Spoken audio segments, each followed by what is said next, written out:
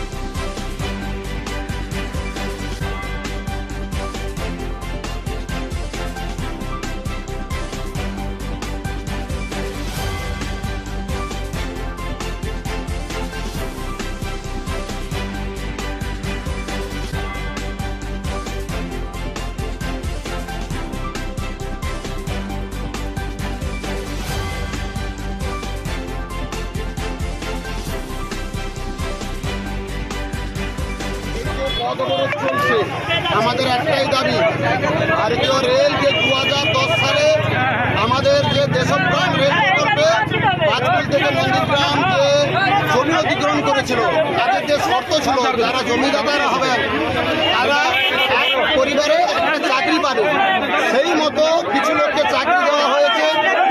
তারপরে ওনারা প্রকল্প বন্ধ করে চলে যায়। অনেকে কেসের মাধ্যমে কোর্টের মাধ্যমে চাকরি পায়।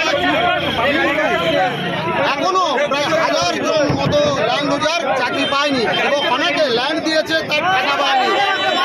অনেকে 80% টাকা পেয়েছে, 20% টাকা দেয়নি। আর আবার প্রকল্প চালু হতে যাচ্ছে, অথচ চাকরি দেওয়ার কথা বলে ওনারা বলছেন কোর্টে যান।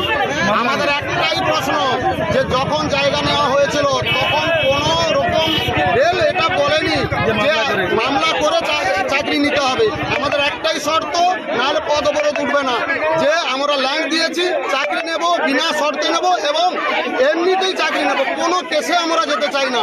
আমাদের একটাই শর্ত, তাই এই আন্দোলন এটা তো হালকার উপরে হয়েছে একটা ট্রেলার, এর থেকে বড় আন্দোলন আমরা করব। পুরো রোড আমরা অবরোধ করে দেবো, এখানে কোনো রেল প্রকল্পের কাজ হতে দেবো না আমাদের চাকরি না দেওয়া পর্যন্ত। সমস্ত ক্লিয়ারেন্স করে এখানে অফিস খুলে সমস্ত ডকুমেন্ট যাদের যা বাকি আছে, যার যা প্রবলেম আছে সমস্ত কিছু কমপ্লিট করে টাকা কমপ্লিট করে বিনা শর্তে চাকরি দিতে হবে, নাহলে আমাদের এই পদ অবরোধ উঠবে না।